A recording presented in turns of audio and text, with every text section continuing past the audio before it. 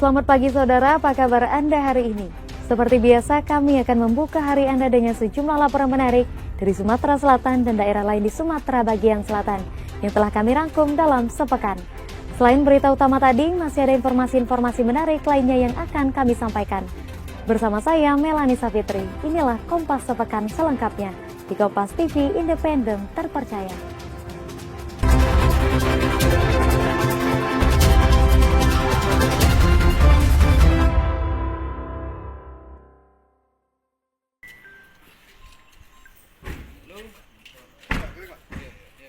IY, seorang pelajar 14 tahun ditangkap atas dugaan penusukan gurunya S 40 tahun di Ogan Komering Ulu Selatan. Tersangka ditangkap Polres Ogan Ilir setelah melarikan diri, lalu diserahkan ke Polres Oku Selatan. Peristiwa terjadi Selasa 9 Juni 2026 pekan lalu. Hasil penyelidikan menyebut tersangka diduga masuk ke rumah korban untuk mencuri. Aksinya dipergoki korban dan berujung pada dugaan penusukan. Dalam keadaan panik, tersangka diduga mengambil pisau dari dapur rumah korban dan menusuk korban sebelum melarikan diri. Korban sempat menjalani perawatan di sejumlah rumah sakit namun meninggal dunia. Polisi menyita sebilah pisau yang diduga digunakan dalam aksi tersebut. Penyidik juga mengungkap tersangka diduga pernah mencuri di rumah korban dan pada aksi kedua tindakannya diketahui. Tersangka karena masih berstatus anak, proses hukum dilakukan sesuai ketentuan sistem peradilan pidana anak. Dengan ungkap kasus yang mana kejadian penikaman seorang murid kepada gurunya, di mana kami dapat jelaskan kebetulan rumah si korban ataupun guru ini berada di sekitaran sekolah, dan pada saat kelas sedang kosong, si murid ini, si siswi memasuki rumah korban, dan kebetulan pada saat itu mau mengambil sesuatu ataupun barang di rumah korban. Akan tetapi datanglah si pemilik rumah, yaitu si korban sendiri ataupun guru dari murid ini, memergoki kejadian tersebut. Karena panik, si tersangka mengambil pisau dapur dan akhirnya menusuk korban satu kali di bagian perut, dan setelah itu lari. Dan saat ini si tersangka sudah berhasil diamankan dan diserahkan oleh pihak keluarga untuk dilakukan penyidikan lebih lanjut. Pembunuhan terjadi Senin malam lalu di depan Masjid Dusun Pematang Gaib, Desa Jejawi, Ogan Komering Ilir. S 30 tahun meninggal dunia akibat luka senjata tajam. Hasil penyelidikan mengungkap tersangka Y 59 tahun yang merupakan mantan mertua korban diduga terlibat cekcok setelah menegur korban yang diduga membongkar dinding pondok milik kerabatnya. Perselisihan itu berujung pada penyerangan menggunakan senjata tajam. Korban sempat berusaha menyelamatkan diri namun meninggal dunia. Usai kejadian, tersangka melarikan diri. Polisi menangkap tersangka di kediamannya. Polisi turut menyita satu bilah parang dan satu bilah pisau yang diduga digunakan dalam aksi tersebut. Saat ini tersangka ditahan di Polres Ogan Komering Ilir untuk proses hukum lebih lanjut. Pembacokan kepada si korban beberapa kali sehingga mengakibatkan korban meninggal dunia. Saat ini tersangka sudah berhasil diamankan dan dilakukan penyidikan lebih lanjut di Satreskrim Polres Oki untuk proses tindak pidananya. Bahwasanya masih ada hubungan, yaitu si tersangka ini mantan mertua dari si korban yang pada saat itu menegur pondok yang memang akan dibongkar oleh si korban.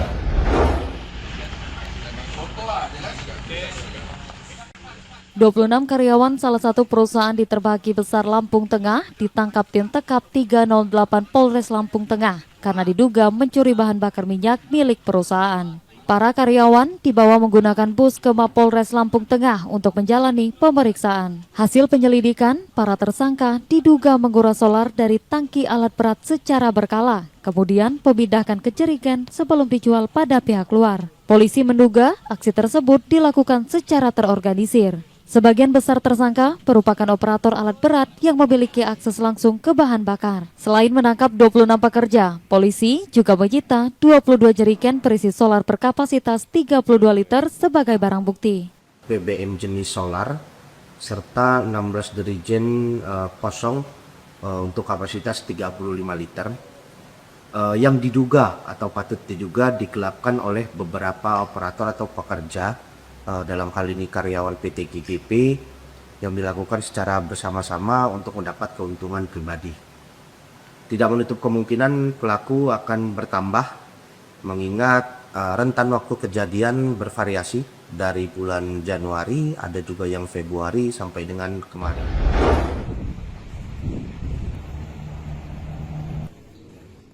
WS, tersangka dugaan kredit macet di salah satu bank negara, mengembalikan uang 219,7 miliar rupiah pada Kejaksaan Tinggi Sumatera Selatan. Pengembalian dilakukan melalui keluarga dan kuasa hukum tersangka yang kini masih ditahan. Kejati Sumsel menyatakan pengembalian dana tersebut melengkapi penyitaan aset dan uang senilai 1,2 triliun rupiah yang telah dilakukan sebelumnya. Dengan demikian kerugian negara sebesar 1,4 triliun rupiah dalam perkara ini telah dipulihkan. Meski seluruh kerugian negara telah dipulihkan, proses hukum pada tersangka tetap berlanjut. Dana yang telah disita selanjutnya akan disetorkan ke kas negara. Bukan berarti dengan adanya proses pengembalian ini, beberapa tersangka ini dibebaskan dari jeratan hukum, tetap akan prosesnya berjalan. Namun demikian, ini adalah sebagai pertimbangan daripada teman-teman JPU untuk menentukan tempatnya lagi. Apakah nanti mungkin diringankan, karena ini kan kooperatif ya orangnya, atau seperti apa. Dan ditambah dengan denda lagi. Tentu ini tidak menghapus tindak pidananya. Menjelang tahun ajaran baru, Dinas Pendidikan dan Kebudayaan Provinsi Bengkulu menerbitkan kebijakan pengadaan seragam sekolah. Mekanisme pembelian diserahkan pada masing-masing sekolah, baik melalui pengadaan sekolah maupun dibeli langsung siswa. Kebijakan ini menghindari kesalahpahaman di masyarakat. Sekolah juga diminta tidak memaksa atau membebani siswa dalam pembelian seragam, terutama untuk keluarga kurang mampu. Meski kewenangan pengadaan diserahkan ke sekolah, Dinas Pendidikan dan Kebudayaan tetap melakukan pengawasan untuk memastikan pelaksanaan berjalan sesuai aturan dan bebas dari penyalahgunaan wewenang. Sesuai dengan ini ya, itu kita kembalikan ke sekolah masing-masing. Ya, jadi silakan sekolah yang mengatur, silakan sekolah yang memilih, silakan sekolah yang menentukan biayanya masing-masing. Jadi kami dari Dinas Pendidikan cuma memonitor aja dulu. Nanti kalau kita ini kan kita diomong orang mengkondisikan, ya kan? Jadi sesuaikan dengan kemampuan sekolah.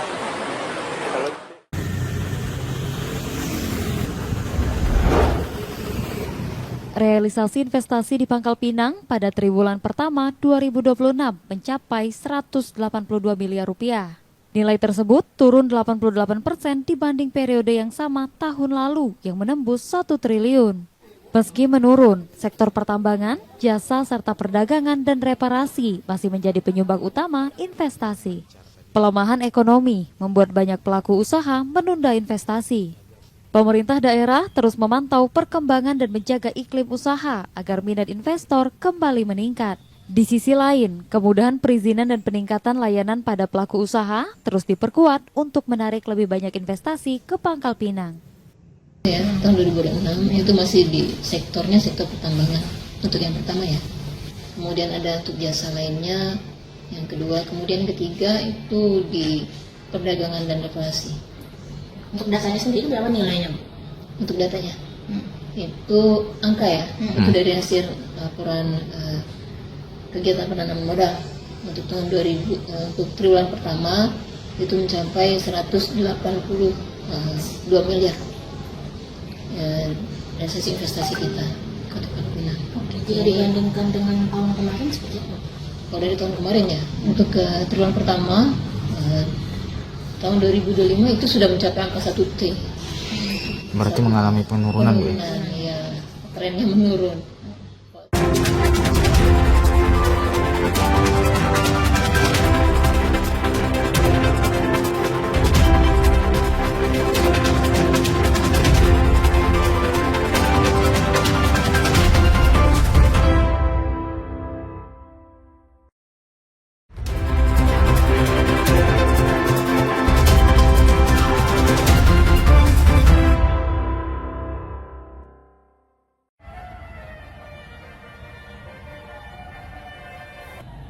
Sejumlah jemaah keturunan Bugis menjadi pusat perhatian saat turun dari bus pemulangan.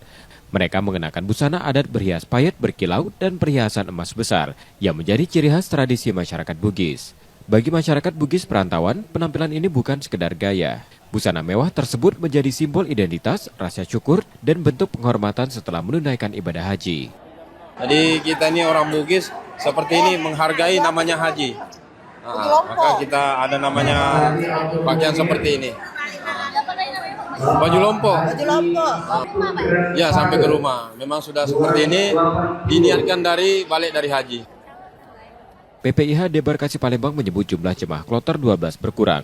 1 jemaah asal Musirawas wafat di Tanah Suci, sedangkan 3 jemaah lainnya pulang lebih awal melalui skema tanazul.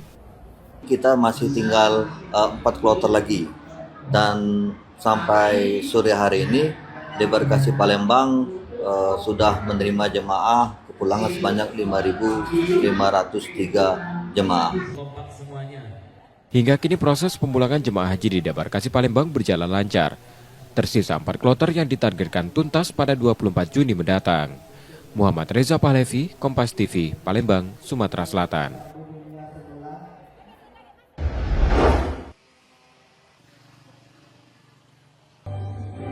Rencana pemerintah pusat mengambil alih pembayaran gaji P3K disambut positif pemerintah Bengkulu. Jika direalisasikan, kebijakan ini akan memperluas ruang fiskal daerah di tengah keterbatasan anggaran. Berkurangnya beban belanja pegawai memungkinkan anggaran dialihkan untuk pembangunan jalan, penerangan, drainase, dan program prioritas lainnya. Meski melakukan efisiensi anggaran, pemerintah Kota Bengkulu memastikan pelayanan publik dan pembangunan tetap berjalan sesuai prioritas. Usulan ya, kita berharap demikian. Kalau skema itu terjadi, maka alhamdulillah kita punya ruang fiskal yang agak lapang. Jadi kita bisa untuk membangun lebih banyak, kita bisa pembangunan juga bisa kita lakukan. Tapi hari ini kondisinya memang ruang fiskal sangat kecil, sangat sempit. Namun saya katakan tetap bersyukur Kota Bengkulu, kami masih bisa membangun karena kemarin ada semacam pergeseran anggaran itu.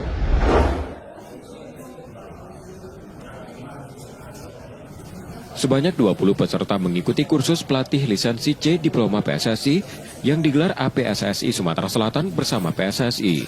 Peserta tidak hanya berasal dari Sumatera Selatan, tetapi juga dari Bengkulu, Bangka Belitung, Kepulauan Riau, Batam, dan Tangerang. APSSI menyebut kursus bertujuan meningkatkan kualitas dan jumlah pelatih sepak bola berlisensi. Dengan demikian, pembinaan di sekolah sepak bola diharapkan semakin profesional. Sebelum mengikuti kursus, seluruh peserta telah mendapat rekomendasi dari pengurus PSSI kabupaten dan kota masing-masing. Jadi kita mengajak seluruh peserta, seluruh pelatih yang ada di daerah-daerah, marilah ikuti regulasi yang telah dibuat oleh PSSI pusat bahwa kita butuh lisensi untuk kita mulai menjadi seorang pelatih. Petugas menertibkan ponton tambang timah tanpa izin yang beroperasi di kawasan IUP PT Timah di perairan Pangkal Pinang. Petugas memberikan peringatan pada pemilik ponton agar segera menghentikan aktivitas penambangan karena tidak memiliki dokumen perizinan yang dipersyaratkan. Selain tidak memiliki izin operasi, sejumlah ponton yang tidak dilengkapi surat izin layak operasi serta surat perintah kerja yang menjadi syarat beroperasi di wilayah IUP PT Timah. Petugas meminta seluruh pemilik ponton tanpa legalitas untuk meninggalkan lokasi secara sukarela. Langkah ini dilakukan untuk menjaga ketertiban, mencegah pelanggaran hukum, serta mendorong kegiatan pertambangan berjalan sesuai ketentuan. Himbauan kepada para pemilik ponton yang sedang beroperasi di wilayah IUP PT Timah untuk segera meninggalkan apabila dia tidak memiliki surat izin berupa silo, surat izin layak operasi, dan SPK surat perintah kerja dari PT Timah. Dan hari ini tadi sama-sama dengan PT Timah, berikut dari kami dari Satpol Polresta Bangka Pinang melaksanakan himbauan sekaligus menekankan untuk segera mungkin meninggalkan wilayah pertambangan di IUP PT Timah.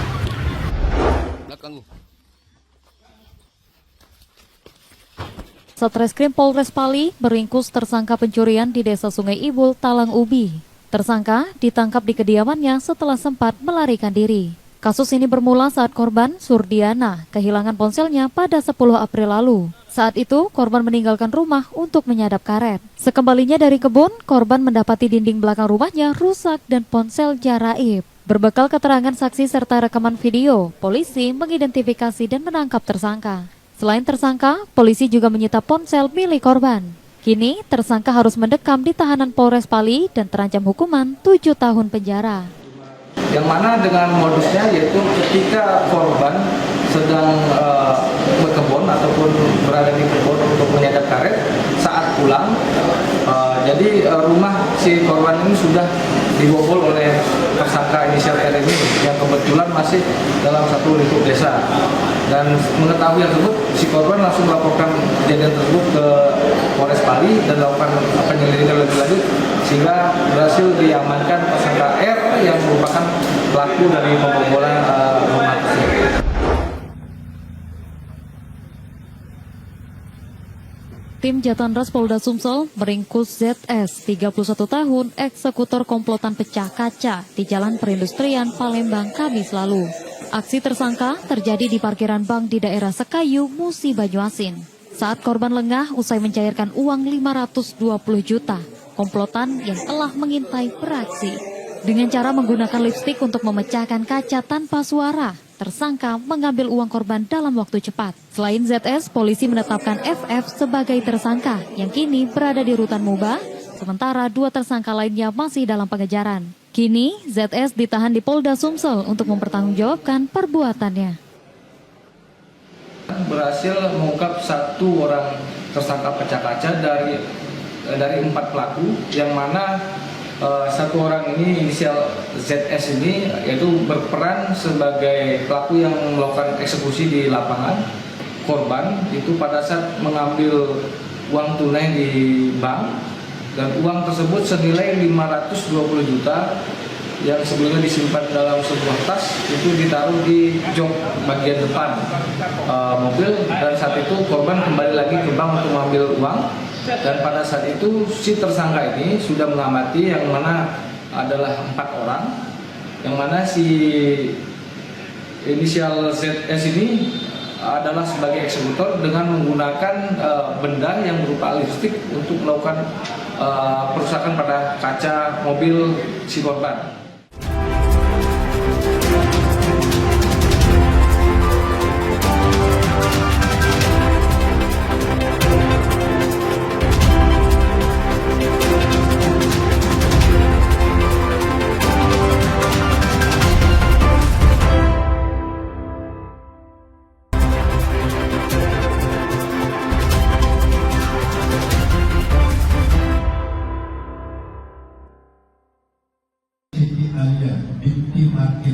Tahanan Polres Pringsewu Lampung menjadi saksi pernikahan Aris Oktama dan Siti Alia. Meski sederhana dalam tahanan, prosesi ijab kabul tetap berjalan hikmat.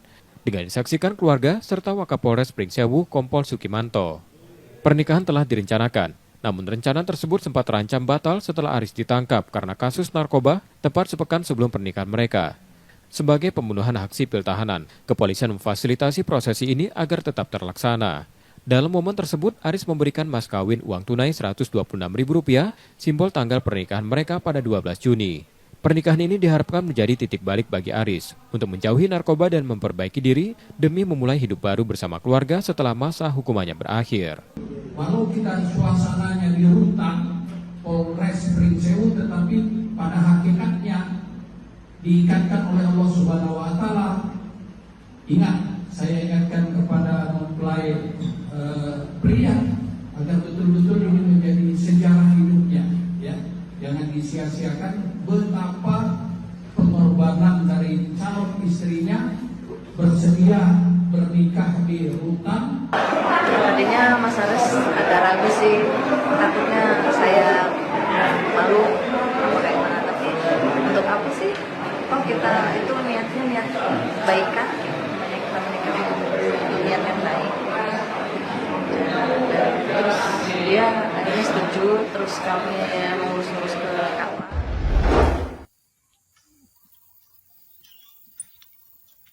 Pencurian kabel listrik kembali terjadi di Desa Mudung Darat, Marosebo, Kabupaten Muaro Jambi.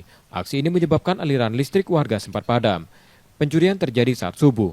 Petugas yang menerima laporan melakukan perbaikan agar pasokan listrik segera pulih. Petugas menyebut pencurian kabel di lokasi tersebut sudah berulang kali terjadi. Namun pelakunya masih belum terungkap. Diharapkan pelaku segera ditangkap agar gangguan listrik tidak kembali merugikan warga. Ini yang hilang lebih kurang 1 gawang 50 meter. Harapan kami untuk sebarang kota ini malingnya cepat ketangkap ya Bang. Kejadian lebih kurang jam 3 pagi. Jam 3 pagi? Jam 3 pagi. Tahunya pagi Bang. Pagi? Pagi. Ini kalau untuk sekarang kabel TC 4x70. Berat ini Bang? Berat Bang.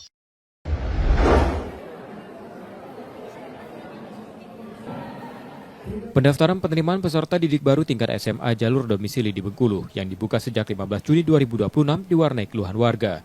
Sejumlah wali murid terpaksa mendatangi kantor Dinas Pendidikan dan Kebudayaan Provinsi Bengkulu lantaran kesulitan mengakses sistem pendaftaran daring. Kendala utama dilaporkan terjadi pada proses verifikasi data. Data yang telah diunggah tidak terverifikasi sistem sehingga wali murid gagal mencetak surat pernyataan tanggung jawab mutlak. Akibat gangguan teknis ini, calon siswa pun belum dapat melanjutkan ke tahap pemilihan sekolah. Menanggapi hal tersebut, Dinas Pendidikan menekankan pentingnya akurasi data, terutama kesesuaian titik koordinasi tempat tinggal pada aplikasi dengan alamat di kartu keluarga. Pihak Dinas menegaskan jika jumlah pendaftaran melebihi daya tampung, kelulusan akan ditentukan berdasarkan urutan prioritas yang telah ditetapkan sekolah. Tidak bisa dibuka. Ini harus ada Verifikasi data berarti ya? Apa datanya yang salah? Ada kesalahan masalah ini sama.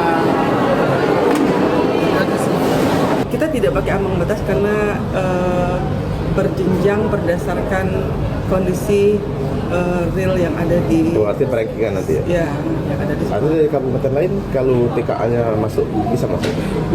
Kalau domisili dia akan di area tempat tinggal masing-masing, jadi tidak bisa lintas kabupaten.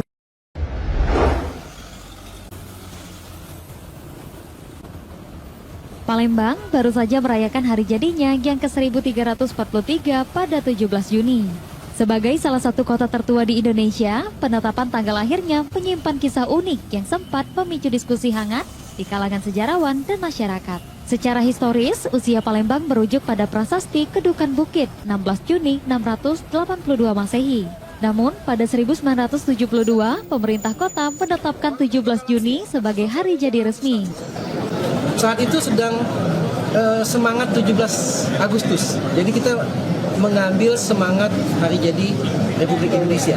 Selain itu juga sebagai filosofi bahwa 17 itu adalah jumlah rakaat yang dilaksanakan sholat orang muslim dalam sehari semalam. Nah, tapi menurut kami hal itu masih kurang tepat karena kan yang jelas tanggal 16 tidak mungkin hari lahir itu diubah menjadi 17 walaupun kita memiliki filosofinya. Perbedaan waktu ini sempat mendorong aspirasi tokoh adat untuk mengembalikan peringatan ke tanggal 16 Juni. Secara administratif, pemerintah daerah hingga kini tetap merayakan hari ulang tahun kota setiap tanggal 17 Juni. Itu merupakan suatu kesalahan total, ya, bahwa apa yang itu adalah 16 Juni, ya, tetapi bergeser pada tanggal 17. Ya seharusnya itu dikembalikan lagi kepada titik awal penemuan daripada batu bukan bukti yang mengindikasikan bahwa Ketua Sriwijaya itu dengan damputan dasar dengan 20.000 pasukan pada tanggal 16 Juni dengan laskar 20.000 memasuki wilayah pada Palembang. Tanggal 16 bukan tanggal 17. Terlepas dari perdebatan sejarah tersebut, semangat untuk memajukan Palembang sebagai kota bersejarah tetap menjadi napas utama untuk seluruh warganya. Nur Muhammad, Kompas TV, Palembang, Sumatera Selatan.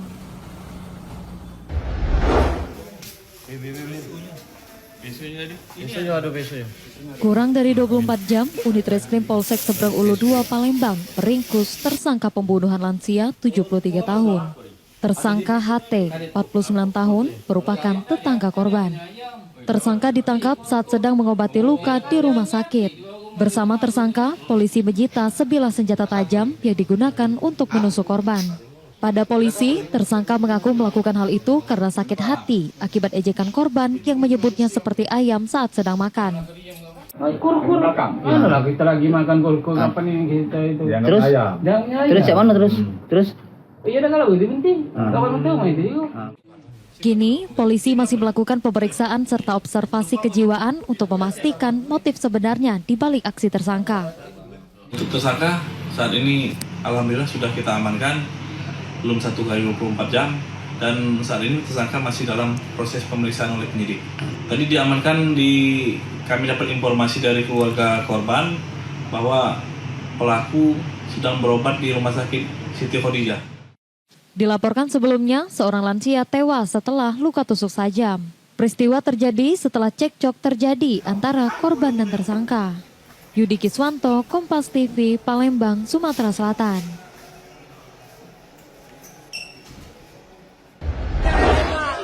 Aksi heroik seorang warga mewarnai penangkapan tersangka curanmor di Jalan Pangeran Antasari, Palembang, Senin malam. Tersangka AM diringkus setelah aksinya gagal di kawasan Jalan Ali Gadmir. Pengejaran berlangsung dramatis hingga ke pemukiman warga. Saat hendak diringkus, tersangka melawan dengan senjata api. Tersangka melepaskan 3 kali tembakan hingga mengenai tubuh Reza Pahlepi. Meski terluka akibat tembakan, warga lainnya tetap mengepung tersangka yang juga sempat menyerang dengan senjata tajam. Tersangka akhirnya tak menyerah dan kini mendekam di Polsek Ilir Timur 1. Sementara warga yang terkena luka tembak tengah menjalani perawatan. Terus kepergok warga, dia kabur dari situ. Dia masuk ke kampung kami. Pas kami kepung, dia metu ke senjata api. Terus dia nembak ke warga. Pas dia tuh metu ke pistol tuh langsung aku coba untuk rampas. Kan jadi sempat agang-agangan. Dia tertembak tuh ya kena di sini langsung.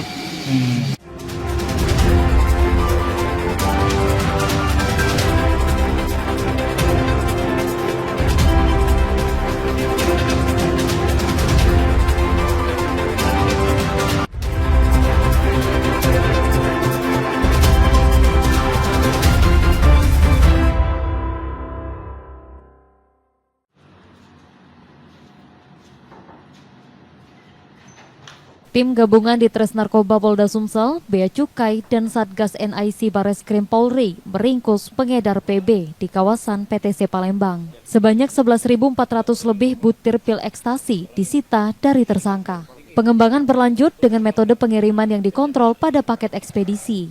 Petugas menyita 1,4 kg sabu yang siap dikirim ke Lahat dan 4 Lawang. Sindikat ini memanfaatkan jasa pengiriman legal untuk menyamarkan peredaran ke kawasan perkebunan dan pertambangan di sejumlah wilayah Sumatera Selatan. Saat ini, polisi masih memburu jaringan pemasok lainnya yang terlibat.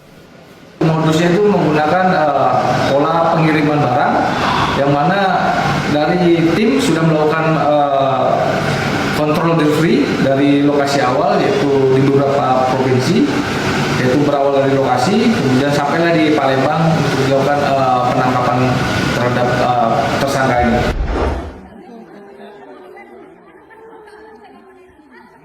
Sempat hilang saat berburu burung, Junaidi, warga desa Danau Kedap, Muaro Jambi, ditemukan meninggal dunia di sebuah pondok tengah sawah. Korban sebelumnya dicari warga sepanjang malam setelah tidak pulang usai berpamitan. Korban ditemukan dalam pondoknya.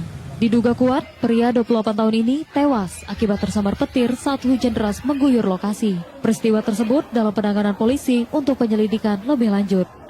Jadi tim itu dibagi 3, alhamdulillah sekitar jam 8 ya.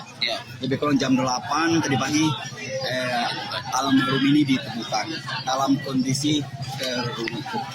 Senjata anginnya berada di samping, tas yang dibawanya masih di sana.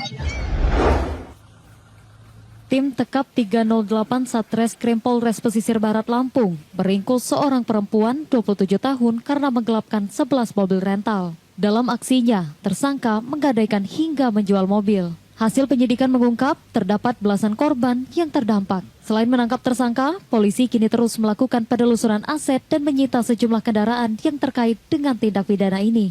Akibat perbuatannya, tersangka kini ditahan di Polres Pesisir Barat.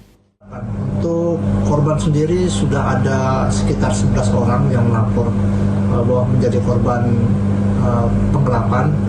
Rata-rata korban adalah pengusaha rental.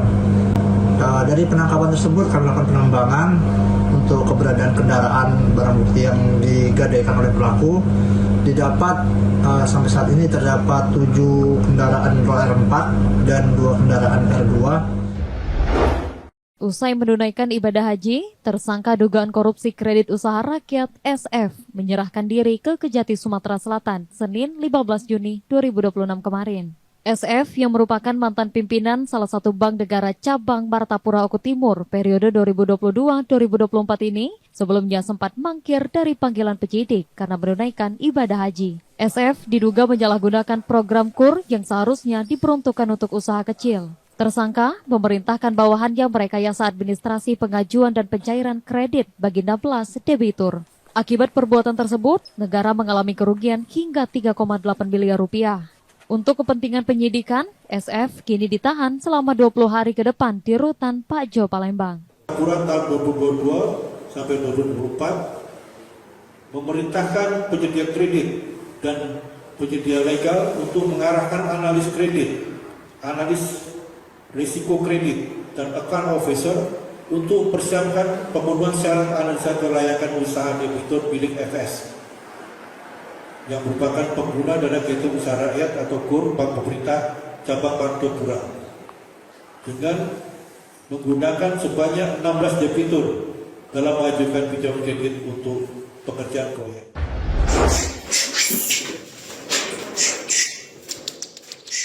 Tim Rescue Damkar Palembang mengevakuasi seekor monyet liar agresif di Jalan Jogja, Sukarame pada Minggu siang pekan lalu. Proses evakuasi berlangsung tegang karena monyet sempat menyerang petugas saat hendak ditangkap. Hewan liar ini sebelumnya meresahkan warga karena kerap mengejar anak-anak di sekitar pemukiman. Usai diamankan, monyet tersebut diserahkan ke PKSDA Sumatera Selatan untuk penanganan lebih lanjut. Meresahkan warga pertama laporan. Untuk monyetnya agresif Pak, sangat agresif untuk dilawan. Itu ada berapa monyet? Cuma satu Pak. Cuma satu. Tapi itu sering meresahkan warga ya? Sering Pak. Sering karena ya? monyet itu cuma ada di sekitaran di situ itu. Itu pernah menyerang warga menurut keterangan warga atau nggak pernah? Anak kecil Pak. Area venue Dayung Danau Jakabaring Sport City Palembang dipadati warga dengan beragam aktivitas, mulai dari sekedar piknik hingga memancing. Kawasan terbuka hijau ini menjadi pilihan orang tua yang membawa anak-anaknya. Berbeda dengan suasana mal, area ini dinilai lebih edukatif karena memberi ruang bagi anak untuk eksplorasi dengan bebas. Ini bagus banget, ini jadi bisa bangun anak-anak juga. Jadi anak-anak nggak cuma bisa bermain, tapi juga bisa dapat kreativitas, bisa belajar, bisa main rame-rame. Sayang banget kalau anak-anak cuma bisa mainnya di dalam mall. Karena kalau di mall tuh lebih konsumtif, kurang edukatif lah. Kalau mainan kayak gini kan anak jadi belajar berani kan, bisa main sepeda, bisa. Ya, nyobain wahana ini, wahana ini kan anak-anak juga suka kan, buat muter-muter, terus mencoba hal-hal yang baru lah di sini gitu. Sebagai masyarakat untuk memberikan tempat seperti ini, seperti rekreasi ini kan, terus kenyamanan yang aman itu yang penting buat kita ini kan, masyarakat Palembang kan. Tingginya kunjungan membawa berkah untuk pelaku UMKM. Salah satunya penyedia jasa rental mainan anak yang mampu menyewakan hingga 70 unit per hari saat akhir pekan. Terbatasnya destinasi wisata terbuka di Palembang, Jakabaring Sport City kini menjadi pilihan favorit keluarga. Muhammad Reza Pahlepi, Kompas TV, Palembang, Sumatera Selatan.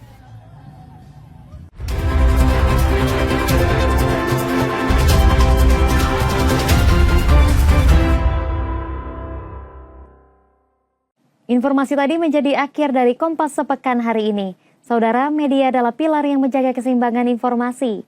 Dengan menonton program berita di Kompas TV, Anda membantu memastikan media terus ada, menyajikan berita yang dapat dipercaya. Kembali kami mengingatkan bagi Anda yang ingin berbagi informasi atau kritik dan saran, dapat mengakses media sosial kami. Akhirnya, saya Melanie Safitri pamit, Kompas TV, independen terpercaya. Terima kasih sudah menonton, selamat berakhir pekan dan sampai jumpa.